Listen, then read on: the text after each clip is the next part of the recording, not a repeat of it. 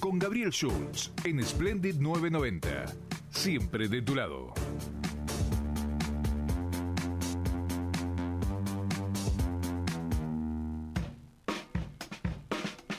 Seguimos en Así nos va por Splendid 990 y los oyentes se suman por WhatsApp al 11 38 28 0990 desde Santa Fe Reconquista. Hola, buenas tardes amigos, saludos desde Santa Fe oyendo. Vamos Radio Splendid, los quiero mucho de corazón. Gracias por los mensajes. Que me deje su nombre, esta persona de Santa Fe. Sí, es verdad. Tenemos en línea al ex canciller, hoy diputado Santiago Cafiero. Hola Santiago, buenas tardes. Gabriel Schultz te saluda, ¿cómo estás? ¿Qué tal, Gabriel? Buenas tardes. Gracias por atendernos. Bueno, varios temas quiero dialogar contigo. Rápidamente, primero quiero saber si estás en el Congreso, ¿no? No estás en la Comisión de Presupuesto, pero se está debatiendo. Sí, estuvimos hasta recién ahí estás. Participando ahí de la reunión de presupuesto. Bueno, por supuesto hicimos una nueva presentación para que venga el ministro de Economía, que se resiste a venir al Congreso a explicar el presupuesto. Y luego, bueno, empezó la presentación de la ministra Bullrich ahí escuché un poco en el informativo. ¿Se cortó? Se cortó. Ahí está. En el Congreso. Sí, se entrecortó cuando decías ahí, escuché un poco, pero lo que entendí... básicamente, sí, lo que venía pasando ahí en el Congreso. Santiago, justamente a lo que me quería referir ahora con esto que vos mismo estás diciendo, que Caputo se niega a ir al Congreso. En general es un gobierno que desconoce las instituciones, pero así todo, ya van 10 meses y va para adelante. Y yo a veces pienso, si el gobierno en el que vos fuiste parte hasta hace unos meses, no le faltó esa decisión, ese coraje de llevar adelante las políticas para las que había sido votado. ¿No? ¿Le faltó ese coraje necesario al gobierno de Alberto Fernández del que formaste parte?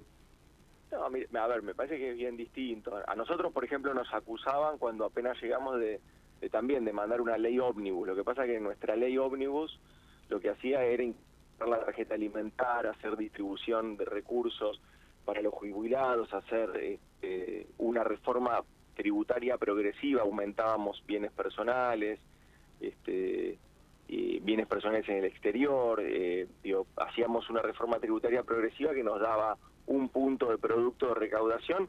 Todo eso lamentablemente después se aplicó en la pandemia, digamos, se tuvo que cambiar los planes porque inmediatamente después vino la pandemia, pero no, te diría que nosotros, vos pensás que pusimos en funcionamiento 20 ministerios, los dotamos de presupuesto, Ministerio de la Mujer, la agenda que era nuestra agenda, la pusimos rápidamente en práctica. En febrero repartíamos los medicamentos gratuitos de PAMI, un programa que habíamos anunciado en campaña, lo poníamos en funcionamiento en 2 meses.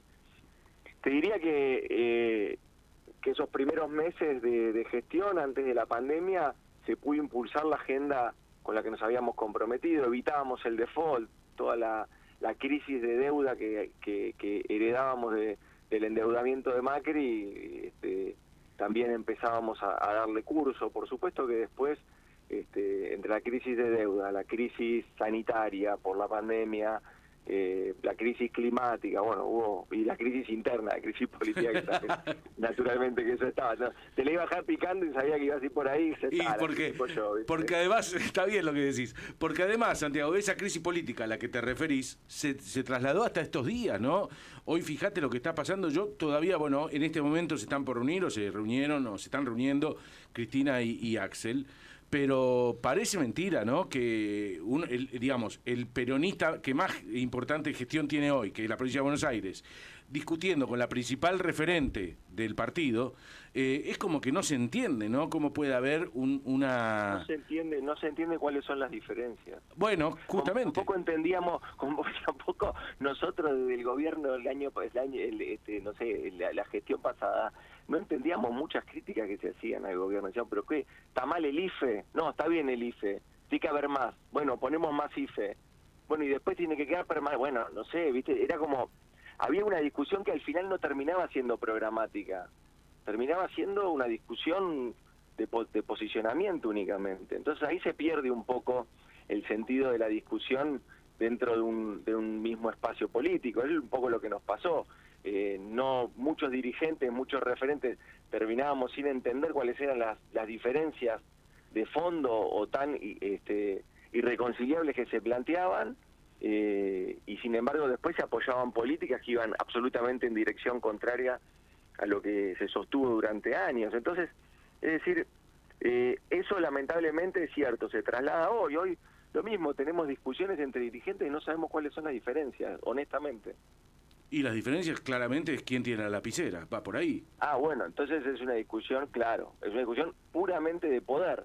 Sí. No programática, no es qué vamos a hacer con ese poder ni siquiera. Es que exclusivamente programática, eso no es bueno. No es bueno para volver a ampliar, eso no es bueno para reconquistar a los peronistas que se han ido, mucho menos para ir a buscar a esos hombres y mujeres que nos acompañaron para el triunfo del 19, que nos acompañaron en otras instancias de gobierno, nos acompañaron con su voto de confianza. Bueno, no es bueno para recuperar esa confianza, entonces. Coincido en esa mirada. Ahora, yendo a tu pasado como canciller, uno de los logros que consiguió el gobierno de Alberto Fernández fue el ingreso a los BRICS, ¿no? Algo que este gobierno rápidamente desmanteló, todo un trabajo que se hizo desde tu cartera. Y yo lo que pregunto es, porque ahora Milei va a ir a Brasil a la reunión del G20, seguramente tarde o temprano se va a tener que reunir con Lula. También dijo que se va a reunir con Xi Jinping en China. Entonces, estos 10 meses que perdimos, saliendo de algo que ya estábamos adentro, diciendo no, gracias, no queremos entrar a los BRICS, ¿cómo se recupera esto? Le pregunto al que fue canciller. Mira, cuando yo en septiembre del 2021, cuando el primer viaje que hago a Brasil como canciller, porque teníamos un conflicto con el Mercosur muy agudo porque querían bajar los aranceles, eso repercutía negativamente en la exportación industrial que tiene la Argentina, y entonces teníamos que ir a resolverlo. Ahí empezamos, ese fue el embrión para empezar a discutir nuevamente la incorporación, la posibilidad de que Argentina se incorpore a los BRICS. Y después de ahí hicimos un trabajo, como dijiste vos, un trabajo con los 5 miembros de los BRICS, explicándole por qué la Argentina quería estar, por qué era necesario que esté, por qué era importante que un país de habla hispana esté también en los BRICS, se incorpore una mirada también propia con respecto a la agenda de desarrollo que tenía la Argentina, un país como el nuestro, ¿no? Un país que tiene recursos naturales, tiene universidades, tiene premios Nobel, tiene un problema económico, bueno, es todo eso la Argentina, el saber hacer de nuestros tecnólogos, de nuestras tecnólogas, es decir, un país que puede poner un satélite en órbita, que tiene tecnología nuclear, un país de esas características que se quería incorporar a los BRICS. Uh-huh. Los BRICS como una oportunidad enorme para la Argentina, porque, a ver, es como que te inviten a jugar en la Champions y vos digas que no, ¿viste? Claro. Que preferís jugar, no sé, en la primera B, ¿no? Porque la verdad es que no hubo nada a cambio. La Argentina no ganó nada saliendo de los BRICS. Y nosotros nos incorporamos a los BRICS, porque en noviembre mismo yo tuve reuniones ya como miembro de los BRICS. Es decir, que la Argentina aún es más grave, no es que desistió de una invitación, la Argentina renunció a los BRICS, se fue. Y no tuvo nada a cambio, no ganó nada yéndose de los BRICS. Los BRICS hoy reúnen un producto bruto global más grande que lo que reúne el G7, por ejemplo, ¿no? Las economías occidentales industriales. Tenemos, digamos, los BRICS hoy reúnen, por supuesto, un mayor dinamismo a la hora de la oferta que tiene la Argentina, una posibilidad de inversión. También con el nuevo Banco de Desarrollo, la posibilidad de fondos frescos para la infraestructura de nuestro país. La Argentina renunció a todo eso sin nada a cambio. Y lo grave es que, es Santiago Cafiero quien está hablando con nosotros, lo grave es que no tuvo costo en lo que tiene que ver con su electorado. O sea, yo entiendo que lo que está pasando, a ver si coincidimos, es que este desmembramiento de la oposición, al que nos referíamos hace 2 minutos, hace que el gobierno cometa un error tras otro, pero que no tenga costos, porque enfrente no hay nadie que los pueda hacer notar, de manera que el electorado lo entienda, que la población lo entienda. Entonces con tal de que no sean kirchneristas, hagan lo que ustedes quieran. Y eso es lo que está instalado en el discurso, tanto mediático como político. Y es muy difícil, así digo, poder lograr que el gobierno no cometa errores y poder marcárselos. No, estoy absolutamente de acuerdo con lo que decís, porque hoy eso es lo que se vive, digamos, ¿no? Hay una tolerancia al ajuste, hay una tolerancia a una caída en el desarrollo humano de los argentinos y argentinas, aumento de la desigualdad, aumento de la pobreza, pérdida de puestos de trabajo, caída de las pymes, caída de la inversión, ¿no? El gobierno que decía, que era un experto en crecimiento, ya 8 grandes empresas se fueron de la Argentina, con Rigi o sin Rigi, no importa, las empresas se están yendo de nuestro país, un 25% de la tasa de inversión se cayó en nuestro país, es decir, realmente ni siquiera en los aspectos económicos pueden dar un resultado positivo, ¿no? Agitan la bandera de un registro de inflación que va a la baja, pero con un deterioro socioeconómico altísimo, que yo no sé si los votantes, incluso que lo acompañaron, estaban de acuerdo con ese camino. Ahora, lo que sí es cierto es lo que vos decís, bueno, mientras del otro lado no esté nadie acumulando todos esos sinsabores, todas esas derrotas que el gobierno va teniendo, bueno, el gobierno sigue adelante. Y los gobiernos de extrema derecha hacen esto también en el mundo, digamos, ¿no? Avanzan con agendas que se superponen. En términos, si querés, de sistemas, van abriendo ventanas, nunca cierran ninguna, siguen abriendo ventanas. Las ventanas son escándalos o propuestas, medias alocadas, entonces van cambiando los ejes de discusión. No terminan de cerrar nada, pero bueno, siguen avanzando contra los derechos de los argentinos, de las argentinas. Un poco eso es lo que está pasando. Quien habla es el diputado Santiago Cafiero. Te quiere hacer una pregunta a Jorge Chamorro. Hola Santiago, ¿cómo andás? ¿Qué tal, Jorge? Bueno, a propósito de lo que hablabas con Gabriel y de echarle la culpa o polarizar absolutamente con el kirchnerismo, no sé si lo tenés bien claro, bien presente, pero acaba de perder la Argentina en la Corte de Inglaterra el famoso juicio de algunos fondos sobre el tema del famoso cupón del PBI de allá, creo que el 2011, 2012. Y Guillermo Franco acaba de acusar una vez más al peronismo de ser el responsable de eso, como por ejemplo también dicen que la deuda es todo producto no de Caputo ni de Macri, sino también es la deuda culpa del peronismo. ¿Tenés algo que decir sobre esto del cupón PBI? Bueno, básicamente, a ver, primero eso es un juicio que la Argentina arrastra hace mucho tiempo, por supuesto, y es parte de tenedores de bonos que vinieron a especular con la deuda argentina, digamos, ¿no? Son tenedores de bonos, digamos, pensemos quiénes son los que le hacen juicio a la Argentina, los que están llevando adelante esos juicios. Yo no sé quién está realmente con voluntad o con vocación de defender esos fondos, que son fondos especuladores, que especulan no solo con la Argentina, sino que especulan con los países que entran en crisis como los nuestros, y no les importa que se caigan los pibes y pibas en la pobreza, no les importa nada. Bueno, si a ellos este gobierno decide defenderlo, allá ellos, de su sensibilidad, y evidentemente es parte de lo que ellos representan.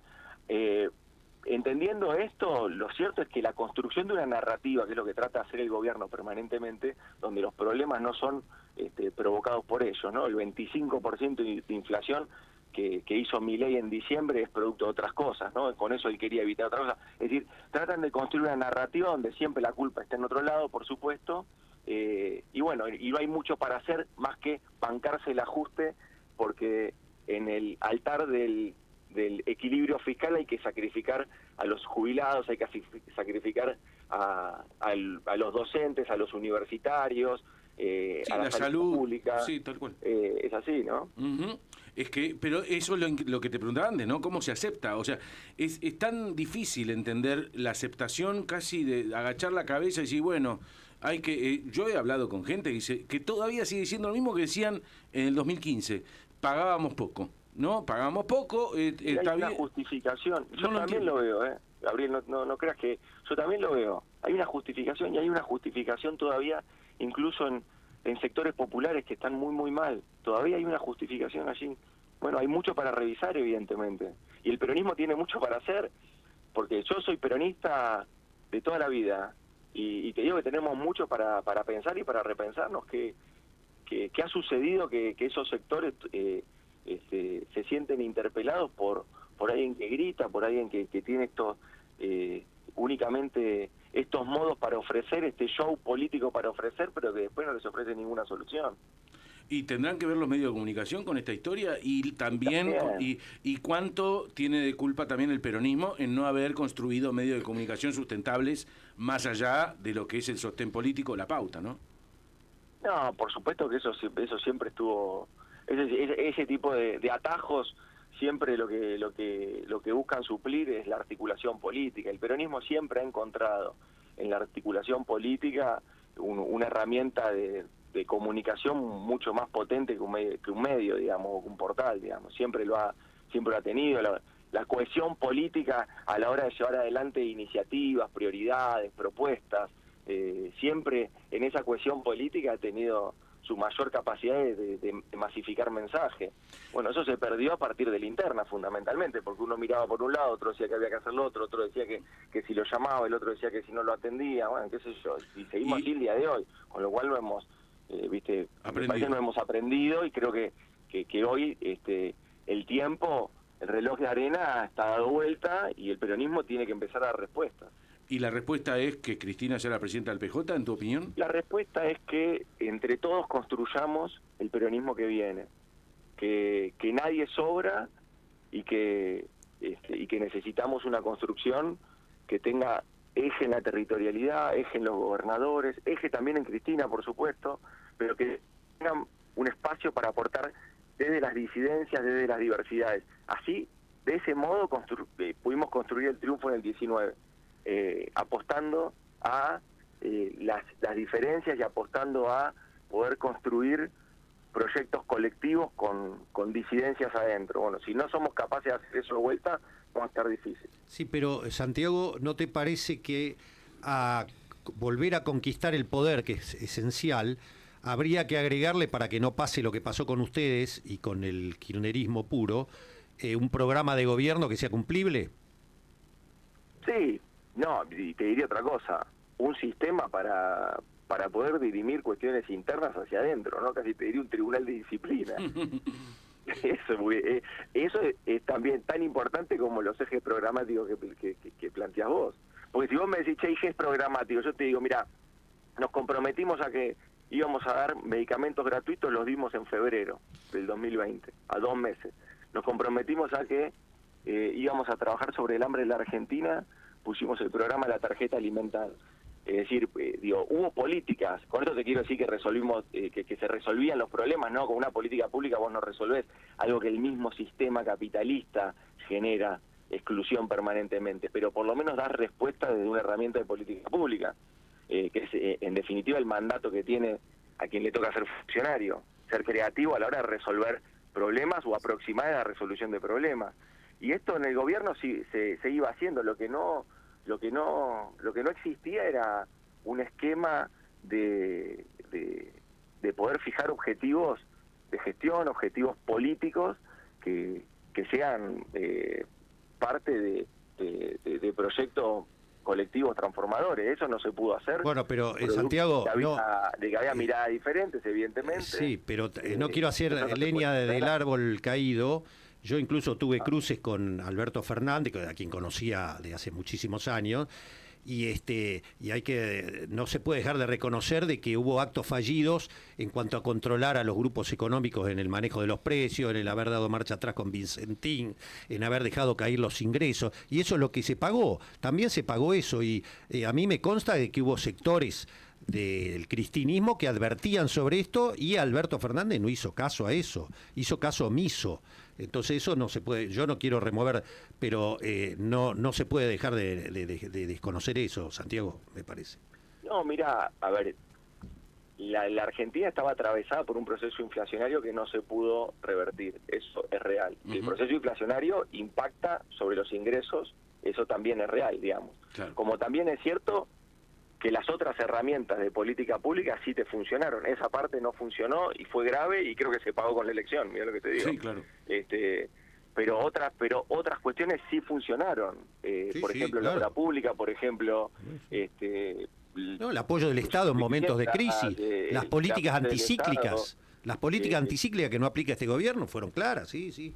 Toda la política vinculada a lo sanitario, a comprar vacunas. Hoy hoy tenés en la Argentina, estamos esperando un pico de dengue, pero el Estado Nacional no se hace cargo de comprar ninguna vacuna. Te aseguro que si hoy estuviera gobernando el peronismo, se estaría encargando de comprar las vacunas del dengue y distribuirlas gratuitamente. Hoy si no tenés 100 lucas, no te puede dar la vacuna. Sí, 200, porque son 2 dosis. Así que bueno, sí, quédate tranquilo que no, pero 5, no sé. Bueno, lo que te quiero decir es que, por supuesto, que es cierto el análisis, pero también no es menos cierto que otras cosas sí funcionaron y que si vos hubieras tenido cohesión política, pudieras haber avanzado en darle forma a estos reclamos que se planteaban, que es real que se planteaban, pero cuando vos lo planteás en forma de consigna únicamente, te quedás casi como alguien que está enunciando algo que está sucediendo. Vos tenés que tener responsabilidad política y también llevar una solución, decir, bueno, a ver, nosotros pensamos que esto se puede resolver de este modo, ¿no? La creación de empleo, por ejemplo, en Argentina, eso fue algo muy positivo. Se crearon muchos puestos de trabajo con, tomo lo que vos decís, por supuesto, con un proceso inflacionario al que no se le podía ganar con las paritarias libres, también pasaba eso. Santiago, lo último te quiero preguntar, vos por supuesto tenés, supongo, diálogo con Alberto Fernández, ¿seguís hablando con él? ¿Estuviste hablando estos días? Mira, estos días no, pero sí, tengo diálogo con él, hablo desde más que nada en Costado Humano y acompañándolo desde ahí. ¿Va a hacer alguna declaración pública? Porque hasta ahora no lo ha hecho y el silencio justamente otorga, ¿no? Mira, desconozco, creo que él está tratando de explicar todo en sede judicial, eso fue lo que planteó en su momento, y bueno, está siguiendo esa estrategia. Yo mucho más para decir no tengo. Me parece que por supuesto que está él con una acusación muy grave, y bueno, él lo está llevando como puede. Santiago, gracias por todo el tiempo que nos diste. Un abrazo muy grande. Un abrazo a usted. Gracias. El diputado Santiago Cafiero, ex canciller, una nota de recorrimos todo, interesantísimo escucharlo. Ya venimos. Lo dijo el tipo de la radio y así nos va. Gabriel Schultz en Splendid 990. Sanitarios Gaona, los mejores precios de zona oeste. Sanitarios Gaona, especialistas en atención y calidad. www